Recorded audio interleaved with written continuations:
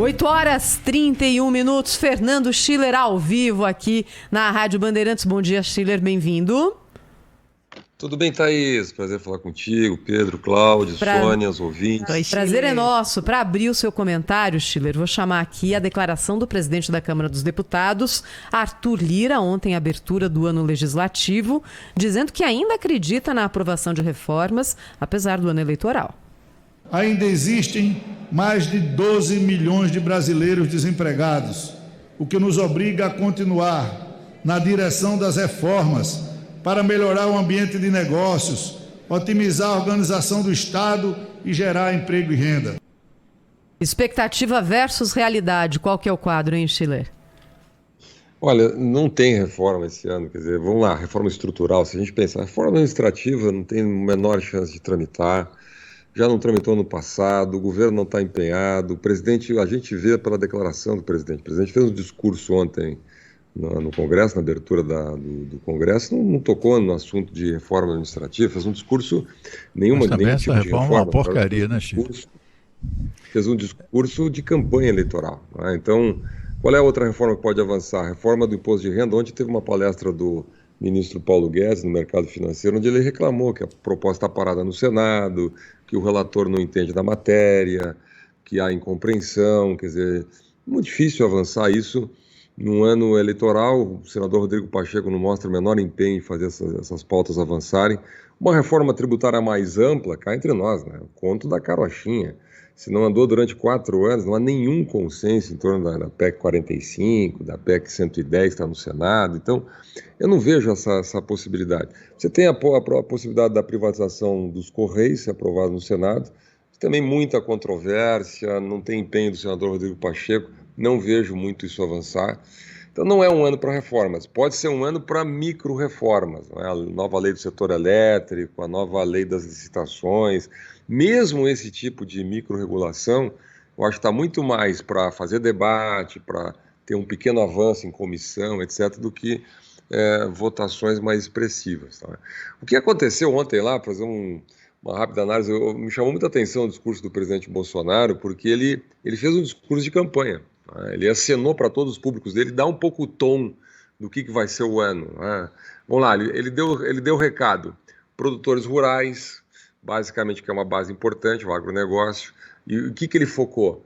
A possibilidade de porte e posse de armas dentro das propriedades rurais, em toda a extensão da propriedade rural, que foi aquela lei aprovada em 2019. Tá?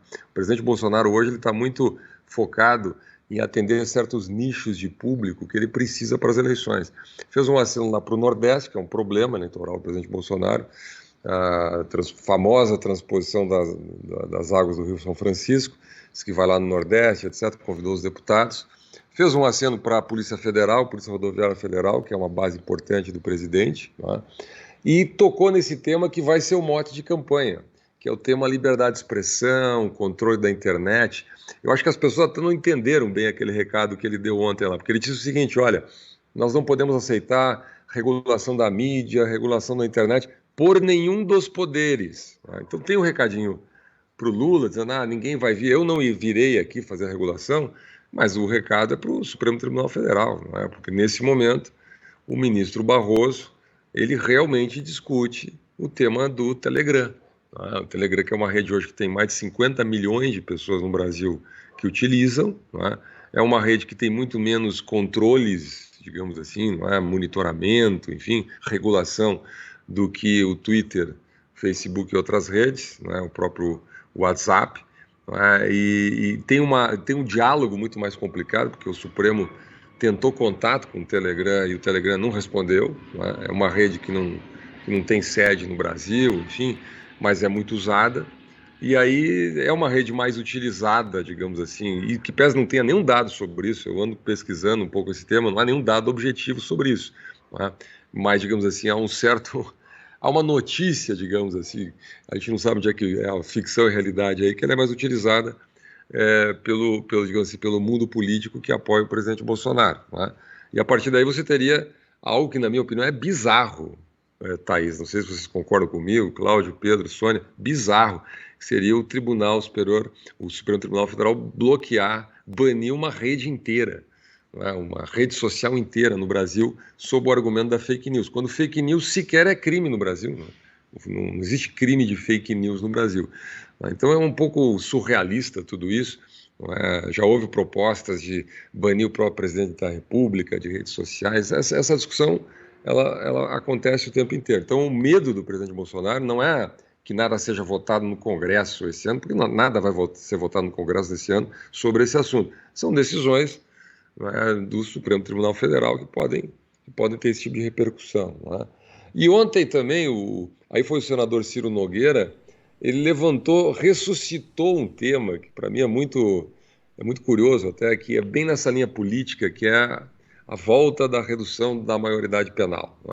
Eu fiz um levantamento, só para dar uma informação para o nosso ouvinte aqui, eu fiz um levantamento, nós temos 26 PECs na Câmara dos Deputados e 15 PECs no Senado sobre esse assunto. A última é do senador Flávio Bolsonaro, de redução da maioridade penal.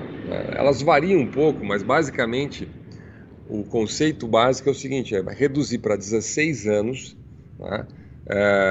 a criminalização, a possibilidade de criminalização para crimes hediondos. Aí tem crimes de latrocínio seguido de morte, crimes premeditados, enfim, crimes que tenham gravidade, crimes chamados hediondos. Isso aí, eu fiz também um levantamento mostrando o seguinte: de todos os crimes considerados hediondos no Brasil, 3% são cometidos por menores de 18 anos, adolescentes, autores de atos infracionais, na linguagem lá do Sistema Nacional Socioeducativo. Então é muito pouco, mas tem um simbolismo isso. Então você tem agora, o que me impressiona nisso, primeiro é essa discussão que está acontecendo quase desde a Constituição. A primeira é de 93, a primeira PEC. Então nós estamos discutindo esse assunto há 30 anos praticamente, e o assunto avança muito pouco. O que mais me impressiona é que tem uma PEC aprovada no Senado Federal, que tinha autoria do senador José Serra, foi aprovada no Senado, pode ser aprovada pela Câmara, caminho muito mais fácil, que em vez de reduzir a maioridade penal, ela muda o Estatuto da Criança e do Adolescente, ampliando a possibilidade de penas de reclusão, de internação, como se diz, para os adolescentes autores de atos infracionais até 10 anos, porque hoje é 3 anos. Então tem um problema.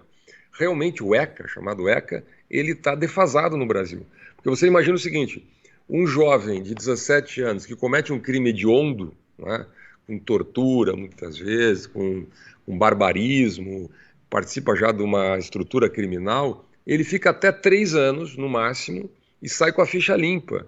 Ele não é nem reincidente. Então é óbvio que tem um problema. Isso tem um apoio grande dentro do Congresso, você mexer nessa legislação, permitir que, obviamente, sejam construídos lá um certo equipamento junto às unidades socioeducativas para esses adolescentes que têm um perfil mais agravado, que têm um perfil mais violento e que precisam de outro tipo de abordagem. Muitos têm psicopatia, o sistema socioeducativo sabe muito pouco lidar com psicopatia juvenil, mas isso é um problema sério.